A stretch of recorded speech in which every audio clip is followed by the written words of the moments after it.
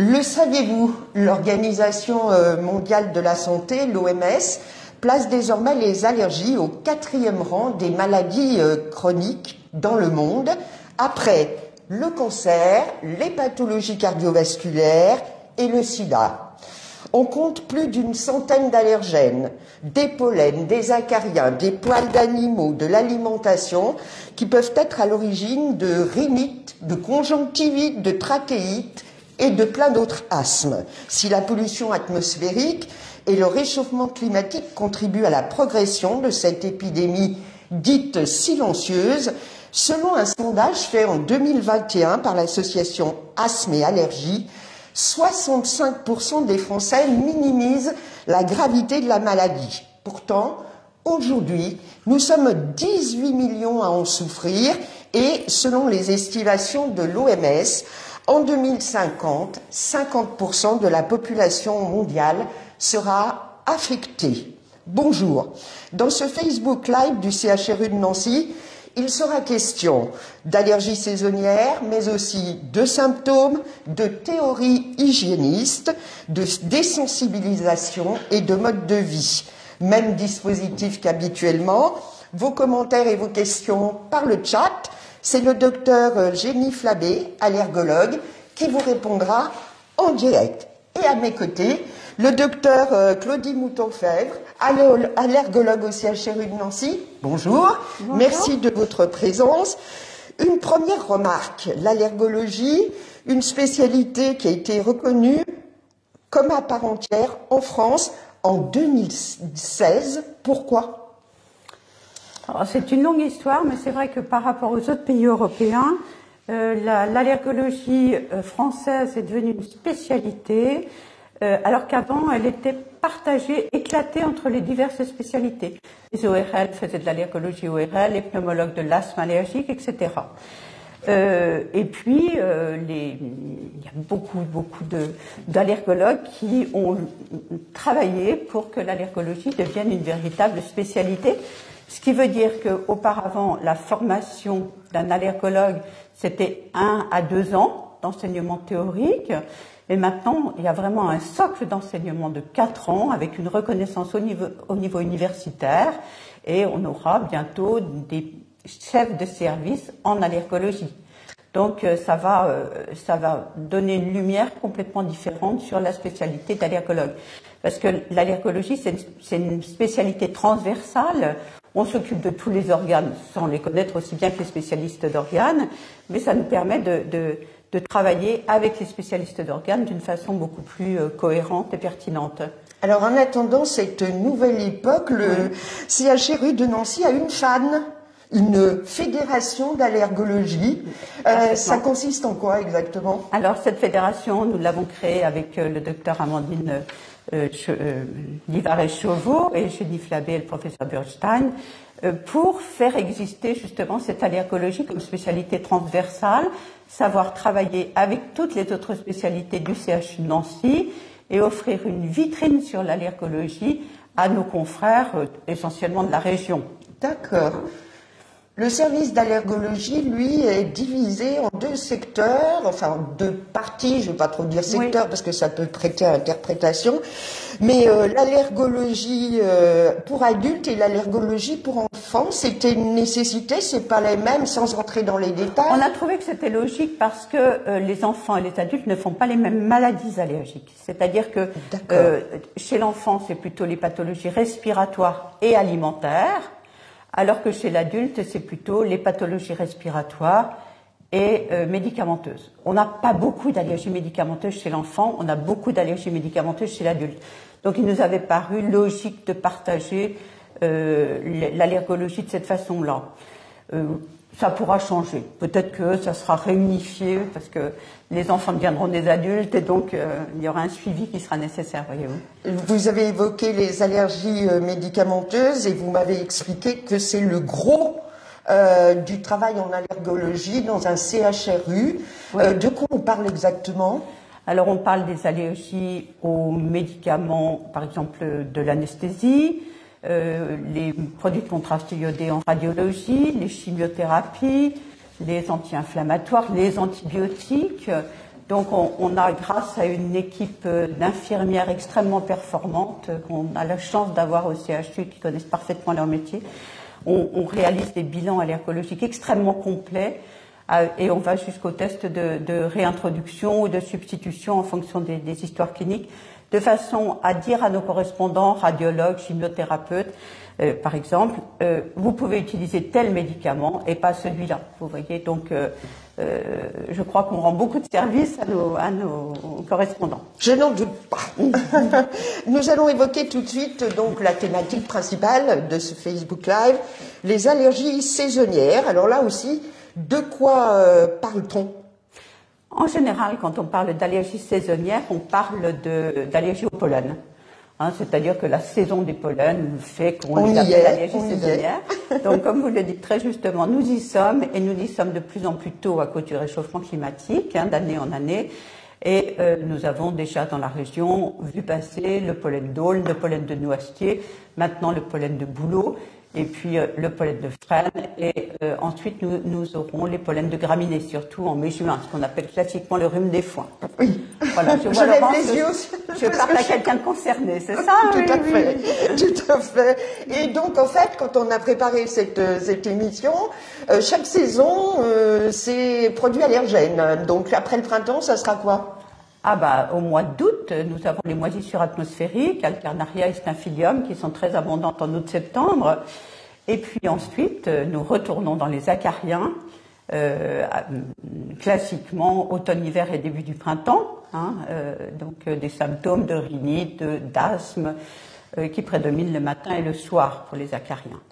Et puis, on a les poils d'animaux toute l'année, évidemment. Ça, voilà. C'est sûr. Alors, en cherchant les causes des allergies saisonnières, en particulier, des scientifiques ont élaboré une théorie, la théorie hygiéniste, c'est ça? Ah oui. Alors, enfin, en gros, hein, c'est-à-dire que on a pris beaucoup de mesures de protection anti-infectieuse pour les enfants.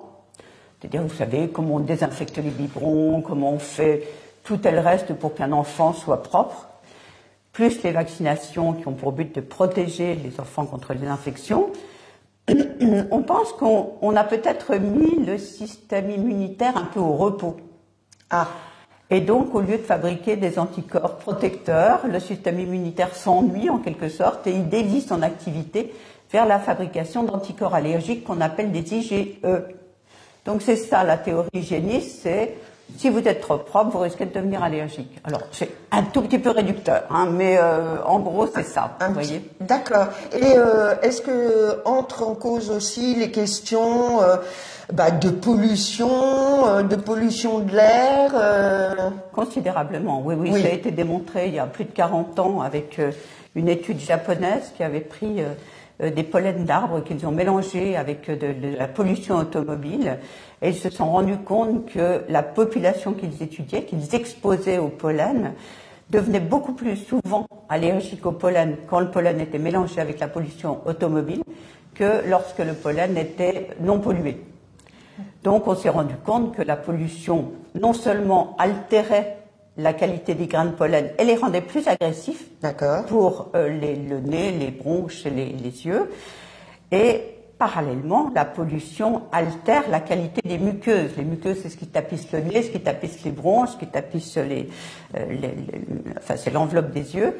Et ces muqueuses étant altérées, elles vont recevoir plus facilement les pollens altérés aussi, et ça va favoriser la survenue de la réaction allergique. Alors clairement, sans culpabiliser personne, on peut dire quand même que nos modes de vie agissent sur l'intensité ces allergies. Ah, il n'y a aucun doute. Il y a ça, et je dirais aussi qu'il y a le stress. On démontre de plus en plus l'importance du facteur stress, et on sait qu'on est des populations de stressés. Hein. L'influence du stress joue un rôle très important dans le déclenchement des pathologies allergiques.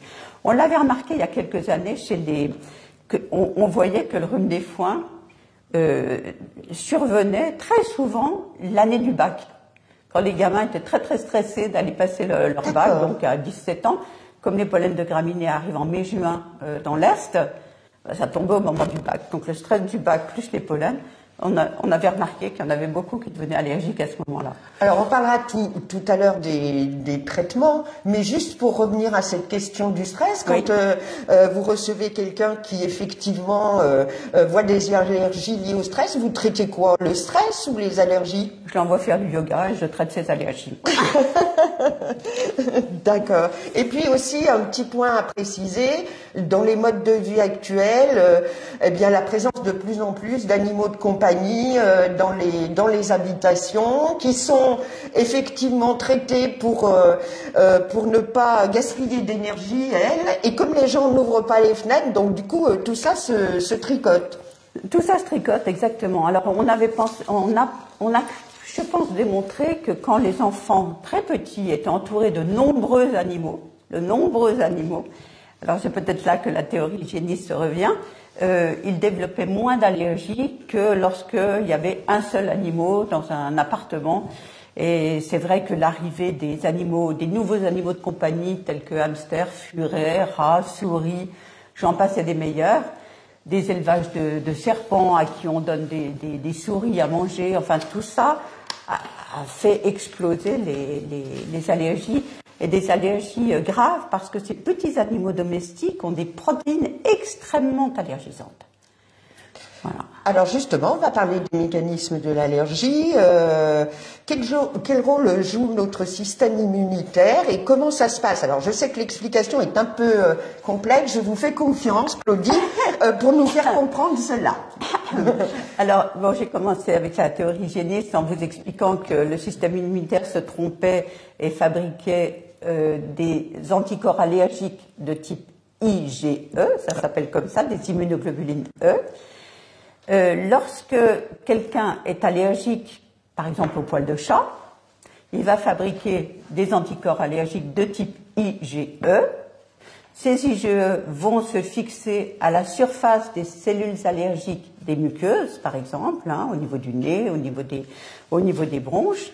Et lorsque les poils de chat vont être inhalés, les poils de chat vont se fixer sur les IgE à la surface des mastocytes, qui va provoquer une dégranulation de ces cellules, avec une libération d'histamine, avec une libération de toutes sortes de médiateurs inflammatoires, qui vont provoquer un œdème allergique, un œdème allergique au niveau du nez, c'est-à-dire un gonflement à l'intérieur du nez, des éternuements, des démangeaisons, le nez qui coule, et la même chose au niveau des bronches, c'est-à-dire que la muqueuse bronchique va gonfler, va être toute irritée, les gens vont tousser, et comme la muqueuse bronchique est gonflée, ça va rétrécir la lumière des bronches, et donc la respiration va être sifflante. Ça, c'est la crise d'asthme. D'accord ? D'accord.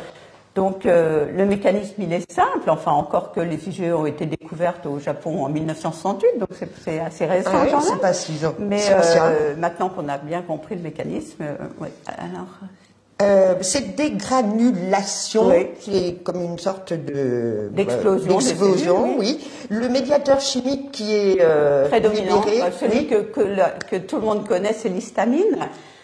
S'il n'y avait que l'histamine, les choses seraient simples. Mais bon, vous voulez me faire parler d'histamine à cause des antihistaminiques? Voilà, moi, simple mortel, vous m'avez parlé d'histamine et moi j'ai réagi, je dis c'est pour ça qu'on nous donne des antihistaminiques. Exactement. Les antihistaminiques sont des médicaments qu'on prend sous forme de sirop ou de comprimés qui vont aller se poser sur les récepteurs à l'histamine et vont empêcher l'histamine d'aller se fixer sur les récepteurs à l'histamine. Voilà, c'est ça. Donc, ça va permettre de réduire considérablement la réaction allergique. Simplement, malheureusement, il n'y a pas que l'histamine. Il y a toutes sortes d'autres médiateurs, mais là, je ne vais pas rentrer parce que ça serait trop compliqué. D'accord. Enfin, voilà pourquoi on prend des antihistaminiques, c'est pour s'opposer à l'histamine qui est libérée par les cellules allergiques des muqueuses et éventuellement de la peau. Donc en fait, en résumé, notre système immunitaire se trompe dans ce processus. C'est exactement ça. D'accord. Parlons symptômes maintenant. Vous m'avez dit le nez est le carrefour des allergies saisonnières. Ah oui, c'est l'organe cible de l'allergie, le nez. Et c'est très très important comme message à faire passer parce que le nez, comme je vous l'ai dit, quand on est en crise allergique, le nez se bouche, il éternue, il coule, il gratte, et ça peut être extrêmement invalidant parce que Quand on a ça le jour, on n'est pas très concentré sur son travail et on a remarqué que la concentration des enfants à l'école avec une rhinite allergique était très diminuée. Le sommeil n'est pas bon, donc il y a une irritabilité, une fatigue, enfin, toutes sortes de symptômes qui sont dus au nez. Le nez, je l'appelle le carrefour de l'allergie parce que si, par exemple, il y a une conjonctivite, c'est-à-dire une irritation de l'enveloppe des yeux associée à la rhinite, mieux vous soignerez le nez, mieux les yeux s'apaiseront. Il en est de même pour l'asthme. Ce sont les mêmes tuyaux, si vous voulez, le nez et les bronches. Donc, de l'état du nez, on peut déduire l'état des bronches. Plus vous soignerez le nez, plus les bronches seront calmes. D'où le message que je souhaiterais faire passer, c'est de soigner le nez avec des médicaments à mettre dans le nez. C'est-à-dire que souvent, nos patients croient que ce sont des petits médicaments, les pulvérisateurs à usage nasal, alors que ce sont les seuls médicaments, parce qu'il y a un tout petit peu de corticoïdes dedans, qui sont capables de chasser les cellules allergiques de la muqueuse nasale. C'est-à-dire que quand quelqu'un fait une crise allergique et qu'on va aspirer des sécrétions dans son nez, qu'on le regarde entre l'âme et la lamelle, on voit toutes les cellules de l'allergie, les éosinophiles, parfois même les mastocytes. Et si on pulvérise le médicament, ce médicament dans le nez, on chasse les cellules allergiques de la muqueuse nasale. Donc les médicaments, enfin les médicaments à base de cortisone qu'on met dans le nez sont d'excellents médicaments et complètent parfaitement l'antihistaminique. Parfois c'est pas suffisant, mais c'est déjà. Et puis ce qu'il faut savoir, c'est qu'il faut traiter dès que les symptômes commencent. Souvent, les gens me disent « Oh, j'ai attendu pour voir si ça allait s'aggraver, etc. » Pas du tout. Il faut soigner tout de suite. Vous êtes allergique au pollen de graminées, vous savez qu'on est mi-mai. N'attendez pas. C'est sûr que c'est ça. Prenez les médicaments que vous prescrit votre médecin tout de suite et tous les jours. Parce que le risque, si on ne traite pas correctement, c'est quoi? Eh bien, le risque, c'est que l'allergie se complique d'inflammation. Si vous traitez tout de suite en phase allergique, les symptômes sont souvent contrôlés par les médicaments qu'on vous prescrit. Si on attend, il y a une inflammation qui va compliquer, faire suite à l'allergie et qu'on n'arrivera pas à rattraper avec les médicaments uniquement anti-allergiques. Vous voyez? D'accord, d'accord.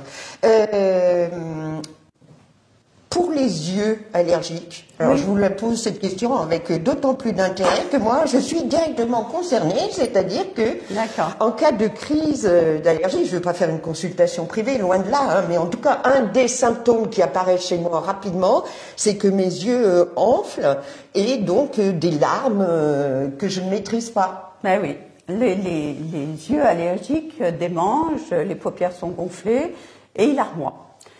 Donc, le traitement, ça commence par un très bon traitement du nez. Et puis, il y a beaucoup de collyres anti-allergiques et il y a parfois nécessité de crème à la cortisone au niveau des yeux. Aussi. Oui, mais souvent, quand les yeux larmoient beaucoup, c'est pas que de l'allergie, ça peut être une sécheresse oculaire. Mais on fera une consultation après. Absolument, Claudie, on prend rendez-vous. Alors, l'asthme. Alors là, c'est quand même plus grave, non que... Ah, l'asthme, c'est grave. Oui. L'asthme, c'est une maladie grave parce que on peut asphyxier à cause de l'asthme, évidemment. Hein. On voit des asthmes au poil de chat, des asthmes au poil de chevaux, des asthmes aux moisissures et au pollen et aux acariens, évidemment. Donc, l'asthme, c'est la complication, enfin, la maladie allergique grave par excellence. Donc, il ne faut pas négliger l'asthme, hein, parce que souvent, les gens s'habituent à l'asthme, ils prennent leur Ventoline une fois, 2 fois, 10 fois, 12 fois. C'est ça. Et là, ça veut dire, dès qu'on dépasse une certaine dose de Ventoline par jour, ça veut dire que l'asthme n'est pas contrôlé et il faut consulter. Hein, il ne faut pas négliger l'asthme. Et vous me disiez que les patients décrivent là aussi comme des démangeaisons internes dans les symptômes qu'ils ressentent. Il y a des gens qui sont capables de dire qu'ils ont des démangeaisons au niveau de l'arbre bronchique. Oui, tout à fait. La plupart du temps, ils toussent et puis ils ont du mal à respirer. Hein. D'accord. Vous m'avez dit, ou vous l'avez évoqué en début de ce chapitre sur les symptômes, l'aspect psychique.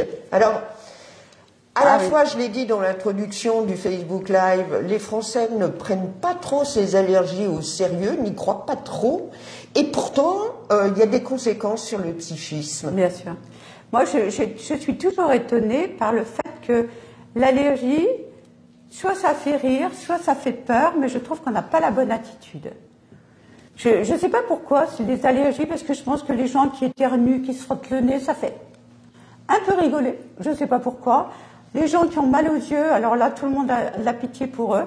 Et les gens qui toussent, ça énerve. Donc, chaque organe provoque un retour de l'extérieur différent. C'est très curieux.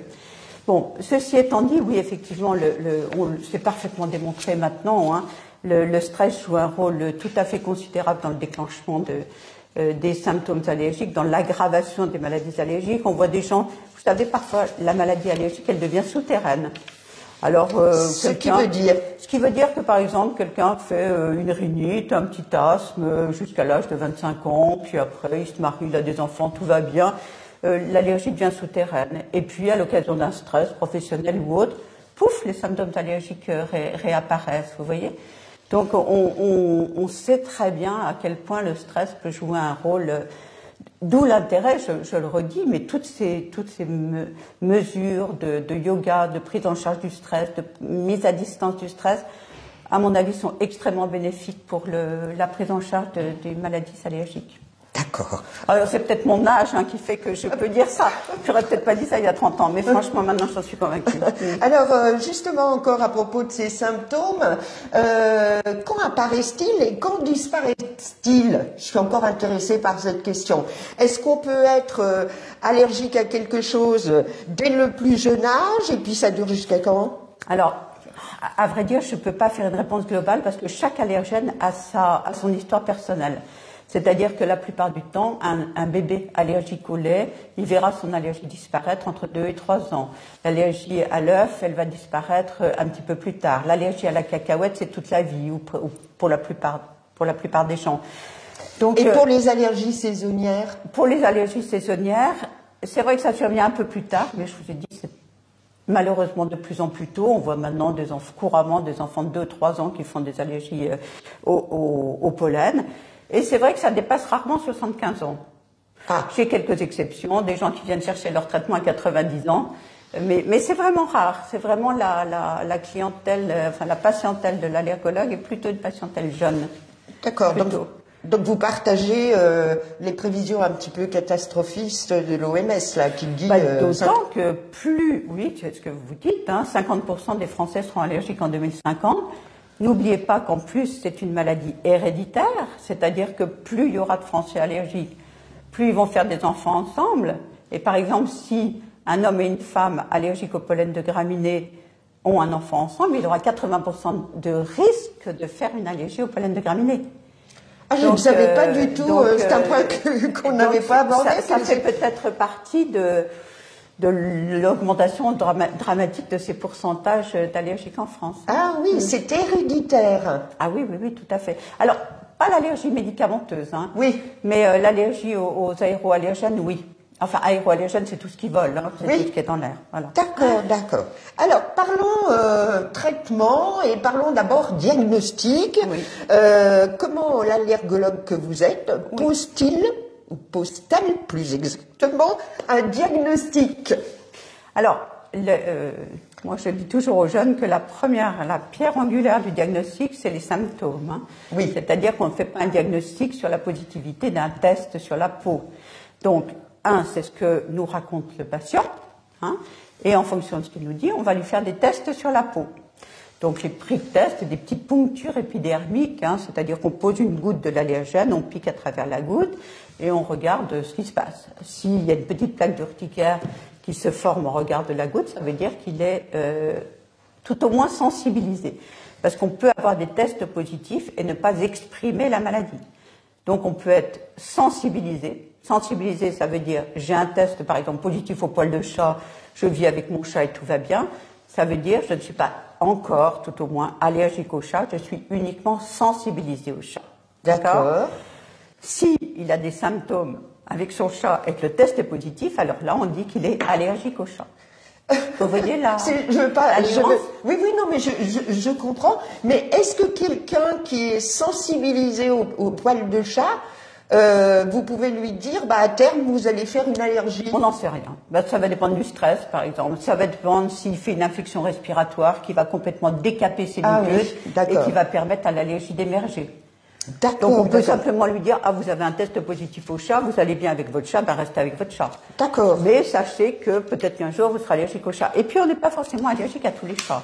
Enfin, c'est surtout vrai pour le chien. Mais on peut être allergique à certaines races d'animaux et pas à d'autres. Mais la complexité, pour déterminer, mais parce que quand ce repérage est fait avec les petites piqûres, mais il y a combien de produits, vous testez combien de... Bon, ça peut être à l'infini, parce qu'il y a les aliments, il y a les médicaments, il y a, enfin, vous voyez, il y a tellement de choses possibles. D'accord. C'est pour ça que si on ne s'adapte pas aux symptômes cliniques du patient et à son environnement, on fait n'importe quoi. Faire des tests pour faire des tests, ça ne sert à rien. Il y a des gens qui viennent nous demander de faire des tests pour voir s'ils sont allergiques. Ça n'a aucun sens. Il faut, savoir de quoi ils souffrent. On adapte les tests en fonction de ce dont ils souffrent et de leur environnement propre. Et après, on pose un diagnostic. Oui. C'est pas, on va pas faire une prise de sang, par exemple, pour aller voir si on est allergique à quelque chose. Ça, c'est vraiment de la mauvaise médecine. Mais enfin, on peut se dire que si vous recevez des patients et des patientes actuellement, c'est plutôt, par exemple, pour les allergies au pollen. Oui, en sachant qu'en ce moment, on évite de faire des tests au pollen quand les gens sont en pleine crise allergique pour ne pas les aggraver. On peut provoquer une réaction syndromique d'aggravation qui n'est pas souhaitable. D'accord. Parfois, on fait différemment, mais la plupart du temps, on attend que la saison pollinique soit passée et on les reconvoque quand il n'y a plus de pollen pour ne pas aggraver nos patients.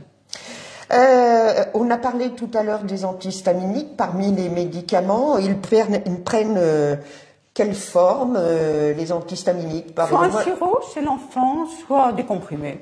D'accord. Ça existe aussi par voie injectable, mais c'est pas une forme. On redit encore une fois que ça n'est pas suffisant en soi, les antihistaminiques. Oui, ça doit être complété soit par les gouttes dans le nez, soit par les gouttes dans les yeux.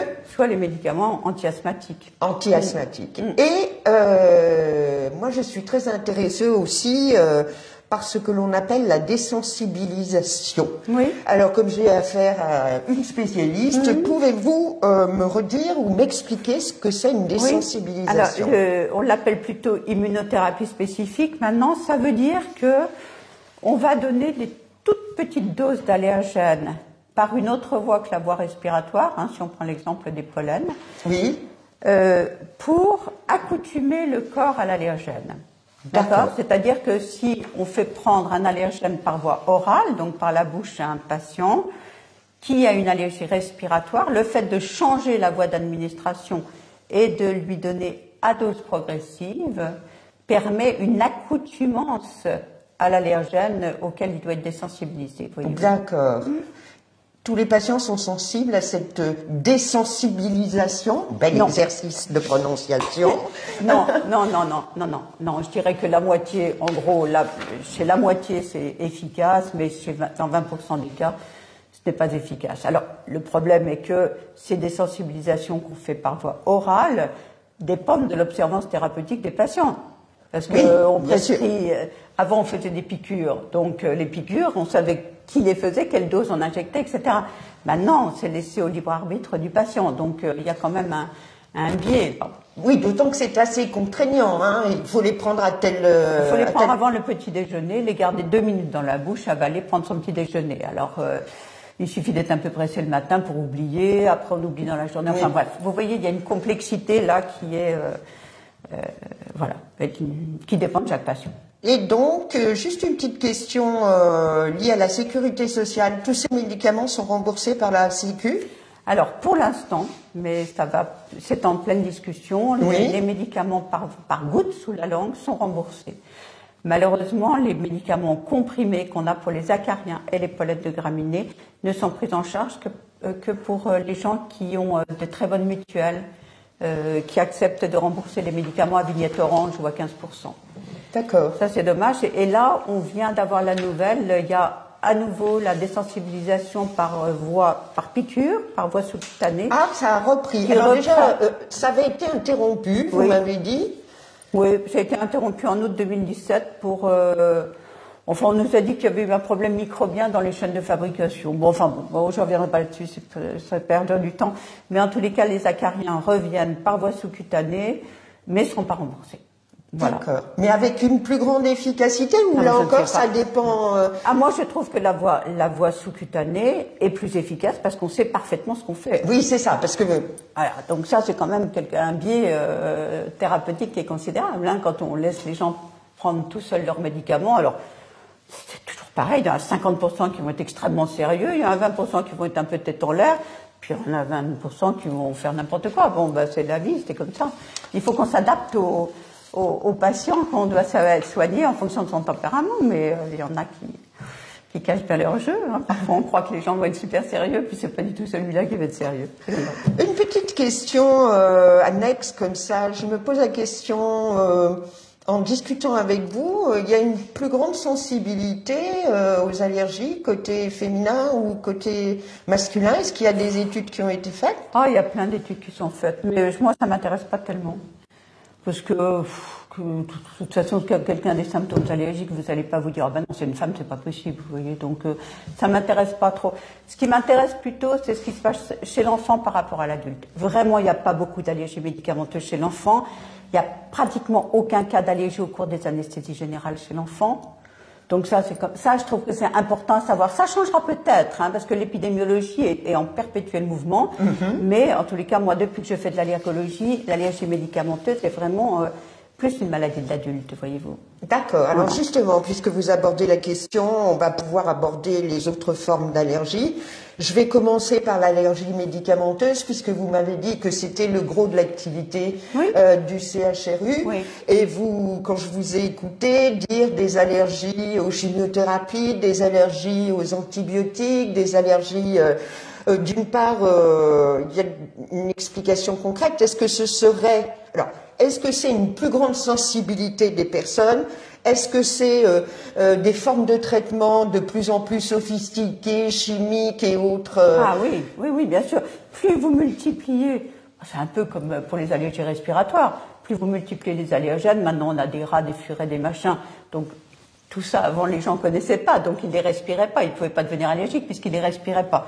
Mais maintenant la multiplication des médicaments fait qu'on est tout le temps en train d'être affronté à de nouvelles allergies, à des médicaments différents, à apprendre à tester ces médicaments différents, en prenant des témoins. Enfin, on a beaucoup de travail concernant les médicaments. C'est absolument passionnant, hein. Mais le but, c'est toujours de déterminer si la réaction qu'a fait le patient était bien une allergie à ce médicament dont on parle, enfin le médicament qu'on lui a prescrit, si on doit le contre-indiquer, alors que parfois il est vraiment indispensable, et si il y a une allergie au cousin de ce médicament. Est-ce qu'on saura dire à nos correspondants, alors celui-là vous pouvez pas le prescrire, en revanche il y a un médicament qui est très proche, qu'il peut supporter parce que les tests sont négatifs, etc. Et on fait tout ça en accord avec la pharmacovigilance de Nancy qui est extrêmement efficace puisqu'on a Nadine Petitpain qui travaille énormément. Donc on a vraiment une très très bonne équipe pour le médicament, c'est vrai. C'est une spécialité qui doit être très stressante parce que quand on a des patients qui sont confrontés à des pathologies graves et qui doivent avoir un traitement susceptible de les... Il faut vraiment les accompagner et puis accompagner les médecins qui leur prescrivent parce que nous on ne fait que dire j'ai tout testé, ça vous pouvez pas. Et puis parfois le ça vous pouvez pas, il passe pas pour d'autres raisons. Enfin voilà, Bien sûr. Il faut être tout le temps en contact avec les patients et pouvoir les accompagner si ça se passe pas comme on veut. Enfin donc on donne toujours nos coordonnées pour être proche des patients. Oui. Vous m'avez parlé aussi de la notion d'allergie croisée. Est-ce que vous pouvez m'expliquer qu'est-ce que c'est Alors là, croisée? on retourne au pollen. Je vais vous donner l'exemple le plus classique. C'est quelqu'un qui est allergique au pollen de bouleau, donc qui arrive là, donc rhinite, conjonctivite par allergie au pollen de bouleau. Et puis, après quelques années d'allergie au pollen de bouleau, il croque dans une pomme et là, ça lui provoque un œdème des lèvres, des démangeaisons dans la bouche et parfois ça gratte même au niveau du pharynx. Pourquoi? Parce que dans la pomme crue, ainsi que dans les fruits à noyaux et à pépins, autres fruits à noyaux et à pépins, il y a une protéine qui se nomme la PR10, qui est commune au pollen de bouleau et à ses fruits crus. Ah, d'accord. C'est ça l'allergie croisée. Il y a également, alors si on cuit les fruits, l'allergie disparaît. D'accord. Il y a également, par exemple, une allergie croisée entre les acariens et les escargots, ou les crevettes. Non. Vous voyez? Oui. Et là, qu'on les cuise, parce qu'il est rare qu'on mange des escargots crus quand même, donc même si on cuit l'escargot, ça passe pas. Ça donne des crises d'asthme, mais c'est très rare, hein. C'est un patient allergique sur 1000, allergique aux acariens qui fait ça, mais il faut le savoir. Donc c'est des histoires de molécules qu'on retrouve dans les... Ça s'appelle la tropomyosite qu'on retrouve dans le poumon d'escargot et dans les acariens. Et etc., etc. Donc on a plein d'exemples comme ça, et c'est très, j'allais dire rigolo, mais c'est pas ce que je pense. Enfin non, c'est intéressant. Non, c'est insolite en tout cas, parce que c'est pas, les causes sont pas forcément liées, quoi. C'est pas une question d'environnement, c'est pas. Oui. Non, ça dépend vraiment de la synthèse des anticorps de type IgE que fabrique le patient vis-à-vis d'un allergène donné. Si c'est extrêmement spécifique d'un allergène qu'on retrouve à la fois dans la crevette, dans l'escargot et dans les acariens, alors il développera l'allergie. Mais parfois, il fait des anticorps allergiques vis-à-vis d'allergènes différents de celui qu'on retrouve dans la crevette, dans l'escargot. Alors à ce moment-là, il ne fera pas l'allergie alimentaire associée. Absolument, absolument. Enfin, en tout cas, c'est une information qui est à prendre en compte, c'est-à-dire qu'il peut y avoir des allergies croisées. On peut mixer plusieurs allergies en même temps. Parlons des allergies alimentaires. Vous m'avez dit à ne pas confondre avec l'intolérance alimentaire. Vous pouvez m'expliquer la différence? On a beaucoup de... Vous savez, c'est la mode, les régimes sans lactose, sans gluten. Alors, c'est vrai qu'il y a des gens intolérants au lactose. L'intolérance au lactose, ça veut dire que, enfin, en gros, qu'ils ont un déficit en lactase intestinale, c'est-à-dire que leurs intestins ne fabriquent pas l'enzyme qui sert à digérer le lactose du lait. D'accord. Donc les gens qui ont un déficit en lactase, ils vont avoir une intolérance au lactose, c'est-à-dire que la consommation de lactose va les rendre complètement malades. Il va avoir mal au ventre, le ventre gonflé, pas d'appétit, enfin vraiment ça peut avoir des conséquences non négligeables. Dans ce cas-là, il suffit d'éviter le lactose. Donc le lactose, c'est le sucre du lait. D'accord. Quand vous faites une allergie au lait, vous faites une allergie aux protéines du lait. Bêta-lactoglobuline, alpha-lactalbumine, séromalbumine. Donc, c'est complètement différent comme mécanisme. Dans l'allergie au lait, on fabrique des IgE contre ces protéines. D'accord. Et là, les symptômes, ça va être l'urticaire, la crise d'asthme, enfin des tout petits bébés qui font des réactions anaphylactiques. Anaphylactique, ça veut dire une réaction qui engage le pronostic vital. Une réaction allergique grave qui engage le pronostic vital. Donc c'est pour ça que l'intolérance alimentaire est complètement différente de l'allergie alimentaire. D'accord? Oui. Dans l'intolérance au lactose, on n'a pas de test sur la peau pour voir si les gens sont allergiques, puisqu'ils sont intolérants et non pas allergiques. Je ne vais pas vous demander une liste exhaustive, mais c'est tous les produits alimentaires, on peut être allergique à tout? Oui. Alors il y a des allergies rares. C'est vrai, par exemple...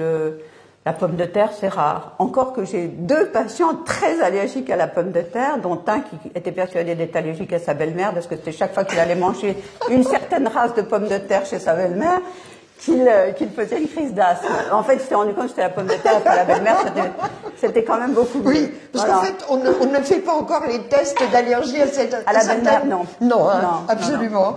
Non. Alors, il y a un mot qu'il ne faut plus employer, parce que je vous ai donné la définition d'anaphylaxie, qui est donc une réaction allergique grave, qui engage le pronostic vital.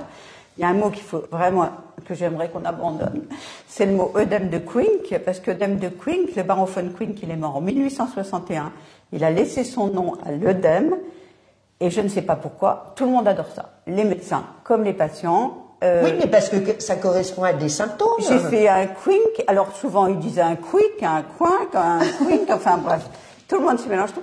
En fait, maintenant, on parle d'œdème, ou d'angioœdème, tout simplement. Parce que quand les gens, ils entendent Quincke, ils entendent quick, enfin, il y a quelque chose qui se passe en tous les cas, et qui fait que ça leur fait très peur. Donc, arrêtons de parler d'œdème de Quincke et parlons d'angioœdème. D'accord. Alors, les symptômes, c'est quoi? Parce qu'il y a des symptômes quand même. Ah ben oui, ça peut être... mais on étouffe, c'est ça? Ah oui, enfin un angioïdème, ça peut être n'importe où, hein. Ça peut être les yeux, ça peut être le cou, ça peut être... D'accord. Voilà, mais voilà. Bon, on va pas rentrer là-dedans, mais c'était une petite parenthèse. Oui, parce qu'il y aurait beaucoup de choses à dire. C'est noté. Est-ce qu'il y a oui, il y a des allergies dermatologiques? Ah oui, on a une énorme activité dermatologique. Je vous rappelle que le service d'allergologie est au sein du service de dermatologie du professeur Bernstein au CHU de Brabois. Et donc, on traite beaucoup l'urticaire, l'eczéma, et on a maintenant des thérapeutiques très très intéressantes qui nous permettent de soigner les gens les plus graves d'une façon très très efficace et on leur change complètement la vie grâce aux nouvelles biothérapies dont on dispose maintenant depuis 3 ans pour l'eczéma. Quelques explications. Biothérapie, ça veut Biothérapie, ça veut dire que ce sont des médicaments qui agissent sur des toutes petites molécules responsables de l'inflammation au niveau de la peau. Donc ça agit de façon extrêmement spécifique et sans effet secondaire. Et ça coûte cher. Donc c'est pour ça qu'on le réserve à des patients vraiment graves. Oui. Dont la vie est complètement altérée par un eczéma ou par une urticaire chronique. Enfin, absolument. Et est-ce qu'on voit se développer aujourd'hui de façon moins grave et moins radicale tout ce qui concerne les allergies dermatologiques liées aux produits de beauté, liées pareil Ah oui. Il y a beaucoup d'allergies de contact. Alors, vous savez que la mode bio est une mode à double tranchant parce que quand vous êtes allergique au pollen, c'est un produit naturel. Oui, c'est vrai. Souvent, les gens ils me disent moi, je peux pas être allergique parce que j'utilise que des produits bio. Mais quand vous prenez un produit dérivé d'une plante, il peut parfaitement être un allergène en lui-même, puisque justement, il est dérivé d'une plante. Le pollen aussi, il est dérivé de la plante. Donc, toutes ces modes bio sont... ça peut être très bien pour les gens qui ne sont pas allergiques, mais vous avez le droit d'être allergique aussi. C'est pas parce qu'un produit est bio qu'il n'est pas allergique. Que c'est une garantie contre les allergies. Voilà. Encore quelques mots. Les allergies liées au venin d'insectes, allergies aux piqûres de moustiques et autres hyménoptères. Je suis très fière de moi parce que je l'ai trouvé sur mon savant en préparant le Facebook Live. Donc, hyménoptère, ça veut dire abeille, guêpe, bourdon. Donc ça, ce sont les hyménoptères qui délivrent à peu près 100 microgrammes de venin quand ils vous piquent.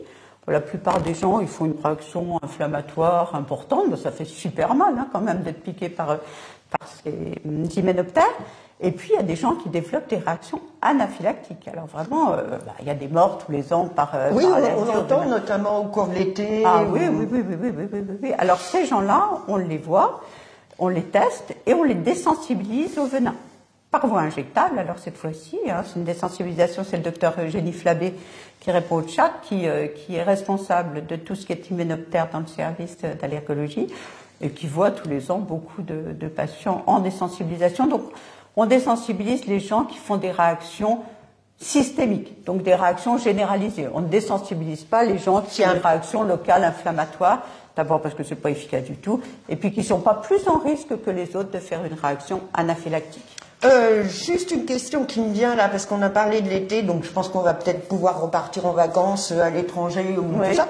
Est-ce qu'il y a des précautions à prendre en matière d'allergie, suivant les continents où on se déplace?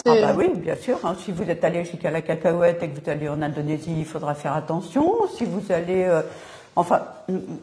si vous allez par exemple dans des régions où il y a énormément de pollen de graminées alors que c'est terminé chez nous, il faudra penser à prendre votre trousse d'urgence. Enfin, en fonction de l'allergie de chacun, il faudra avoir au minimum une trousse d'urgence pour se soigner en cas de réaction allergique. Un mot, docteur Mouton-Fèvre, sur les recherches. On s'oriente vers quoi? Les biothérapies. Les biothérapies. Ah oui, vraiment. Ça explose complètement. Les laboratoires on critique beaucoup les laboratoires, mais on est quand même très très content d'avoir des laboratoires qui font des recherches tout à fait fondamentales et qui vont modifier la vie des atopiques. Atopique, ça veut dire allergique aux allergènes de l'environnement introduits dans le corps par voie naturelle. Voilà. Ah ben, merci, docteur Moutanfer. Avec vous, c'est un plaisir de discuter parce que du coup, on s'instruit en même temps et pour moi, c'est d'une grande richesse. Si le sujet des allergies vous intéresse, eh bien, vous pouvez retrouver des informations sur le site du CHRU de Nancy, sur le site aussi de la Sécurité sociale, j'ai trouvé le chapitre Tout comprendre sur les allergies. Oui. La liste des 14 allergènes alimentaires recensés à ce jour sur le site de la Direction générale de la concurrence, de la consommation et de la répression des fraudes. Et puis du côté des associations de patients, bien entendu, allergieafpral.fr, Association française pour la prévention des allergies. 1000 fois merci. Remerciements également pour leur contribution à la réalisation de ce Facebook Live de la Direction de la communication du CHRU avec Adeline, Julie. Je vais réduire un petit peu les remerciements parce que le temps presse et nous avons atteint leurs limites, et les équipes techniques du département de la transformation du numérique de l'établissement. Merci et au revoir.